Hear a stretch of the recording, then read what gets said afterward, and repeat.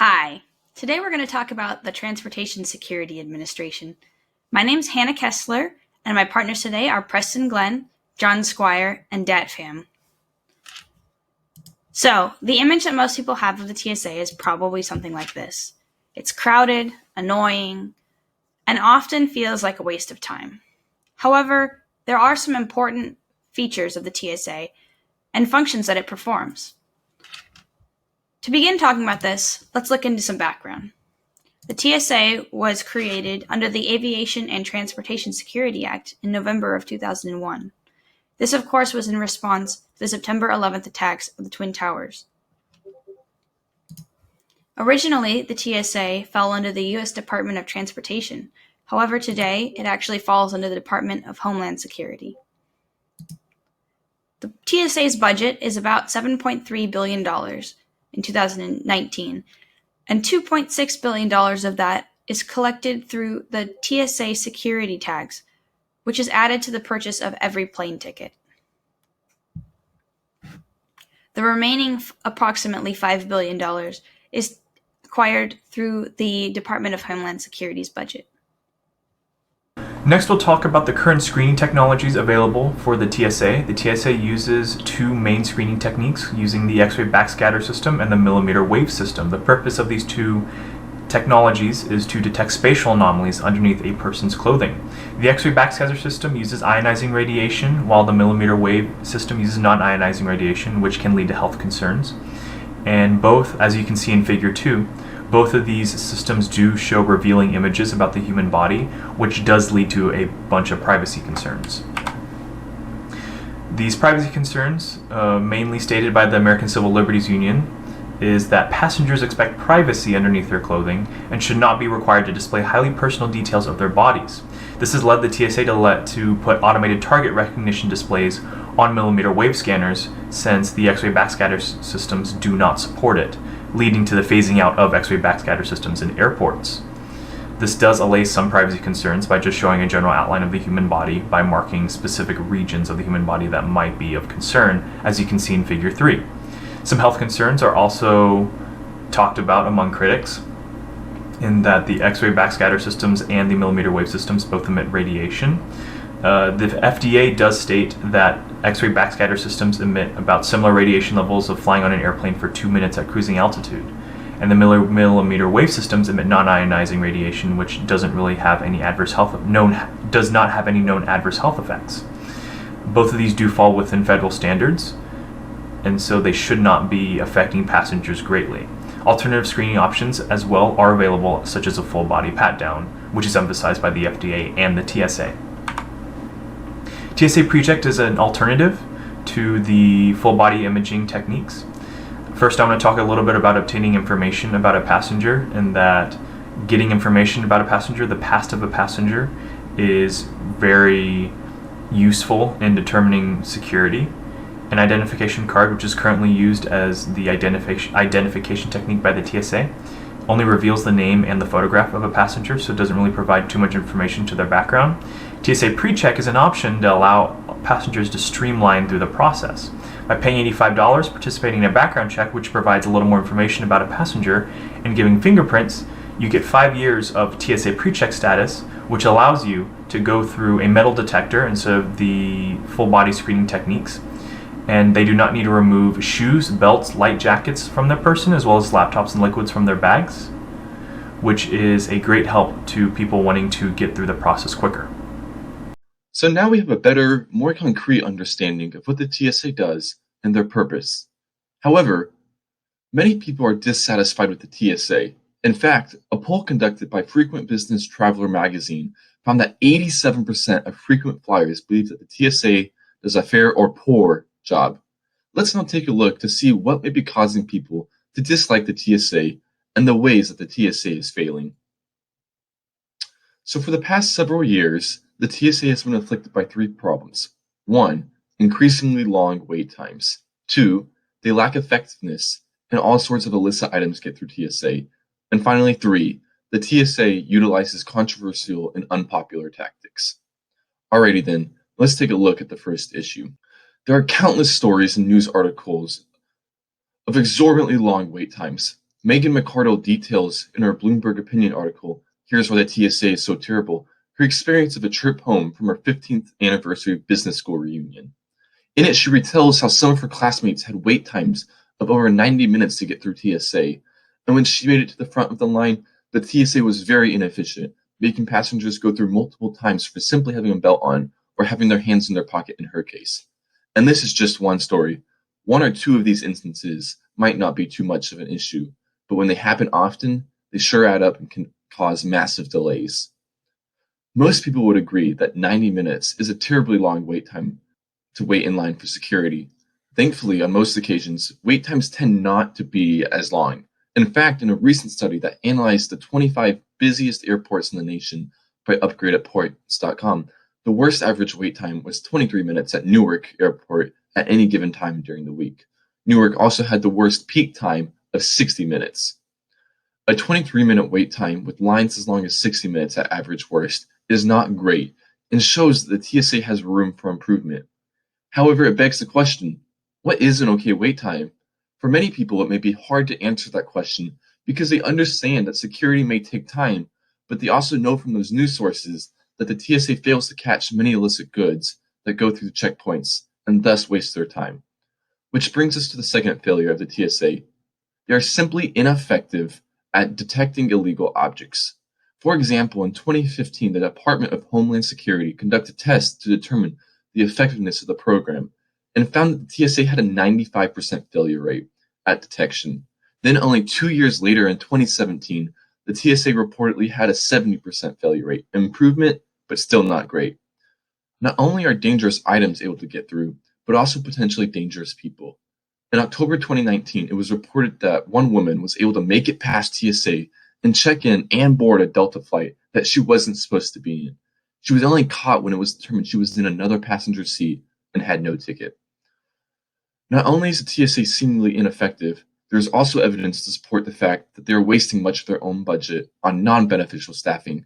Over the government shutdown in January 2019 during MLK weekend, 1 in 10 TSA agents called in sick due to not being paid because of the shutdown. Surprisingly, though, wait times did not exceed normal lengths at most airports, and we can see the difference from 2019 to 2018 in the top right corner here. And now, let's finally discuss the controversial tactics that the TSA has in its tool belt. Currently, one screening solution that the TSA employs is the Secondary Security Screening Selection, often designated as SSSS, 4 S's, on a boarding pass. The secondary screening process typically includes a combination of using a full-body scanner, a metal detector, and a full-body pat-down, and maybe more, where individuals are selected based on unknown parameters to undergo more extensive testing. This is controversial as it can be seen as an invasion of privacy. Another controversial program is the SPOT program, or Screening Passengers by Observation Techniques, which is designed to monitor the behavior of passengers and the checkpoints. With SPOT, TSA agents look for specific behaviors from passengers, including whistling, appearing confused, wearing improper attire, appearing not to understand questions, or even displaying exaggerated emotions. A popular criticism of the SPOT program is that the process is inherently subjective and can be skewed through explicit and implicit bias. There have been many instances of racial or religious profiling, especially against people practicing Islam. Now we have an understanding of the failures. Let's overview what may be causing them in the first place. According to one whistleblower, Jay Bernard, the highest-ranking TSA official in Kansas, bad detection rates stem from the top down.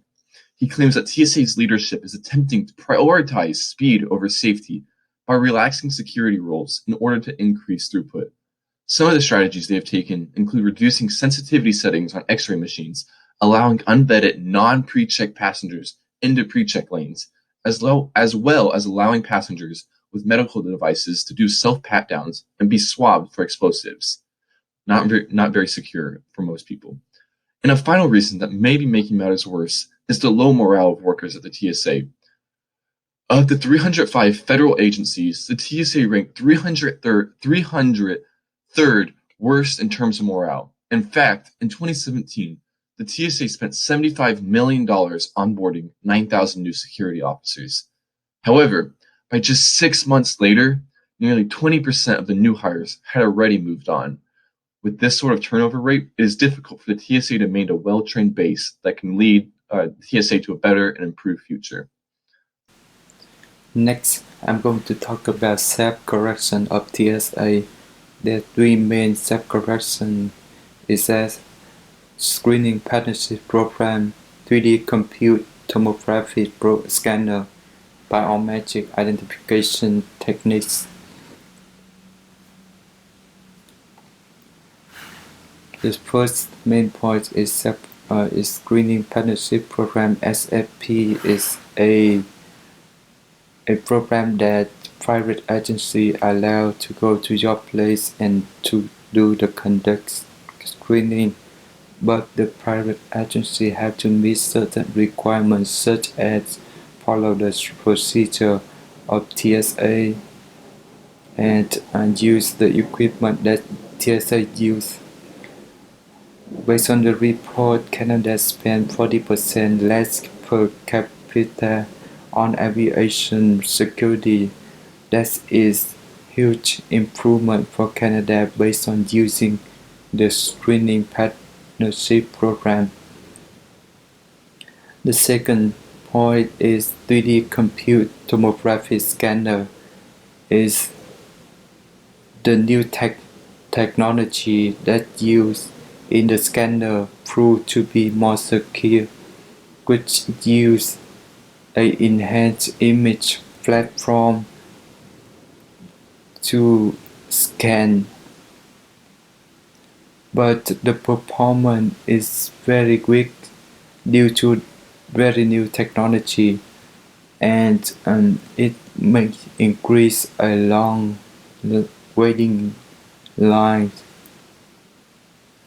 and is currently in a experimental stage, but the scanner is also used in Boston and Phoenix airport, which is so that the scanner will be used over in all the airport in the future. Biometric identification techniques include facial recognition, iris recognition, and fingerprint technology, which is proved to be more reliable and efficient way in the checking point. The disadvantage of the technique is need to have the access to the digital iris or fingerprint scan and in every person, which is time consuming for TSA. In the future, it might prove to be better. Also, the facial recognition technology is still very new, so that's why it's not very reliable in a different ways. Based on the figure 6, you can see now we use physical ID. Next, we use mobile and plus physical ID. Later, we use face. In the future, we change to face or mobile. The next one I'm going to talk about is statistical trends in improvements. Based on figure 7, in 2019 we have 4,432 firearm discovery, which is 5% increase in firearms discovery due to advanced scanning technology compared with 2018. But 9 years before that, in 2010 we have 1,123 firearm discovery compared to 2019, which is 22% increase. That is a huge number. Also, new airlines start to use the pre-check status, which will help TSA improve the security in the future as well. Next, we'll talk about the necessity of the TSA.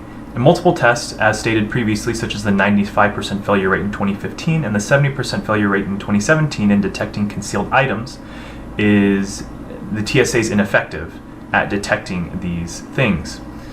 This leads to many to believe that the TSA is ineffective at their job. And as shown in Figure 7, the TSA does publicize that they do find more handguns in people's person.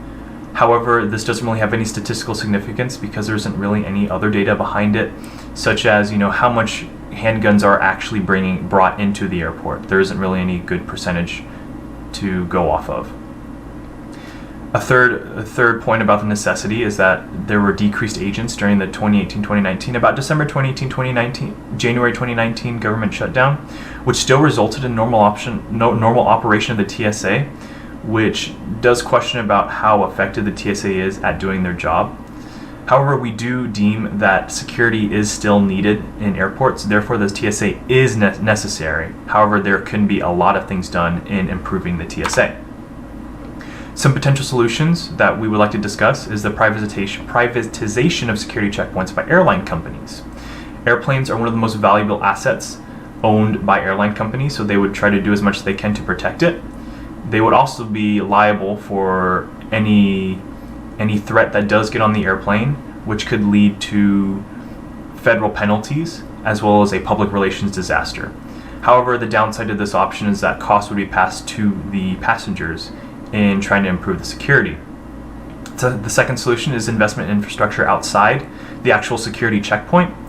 For example, we could look at physical security on the airplane, such as doors on the cockpits, so nobody can get in except the captains. Also, we can expand the Federal Air Marshal Service, which is a bunch of highly trained TSA agents that try to blend in with passengers to neutralize a threat that would be on an airplane if any were to arise. Lastly, we could look at big data from government intel, from the CIA, FBI, NSA, any other security governmental organizations, in order to screen a passenger before they get on and determine their threat level to an airplane.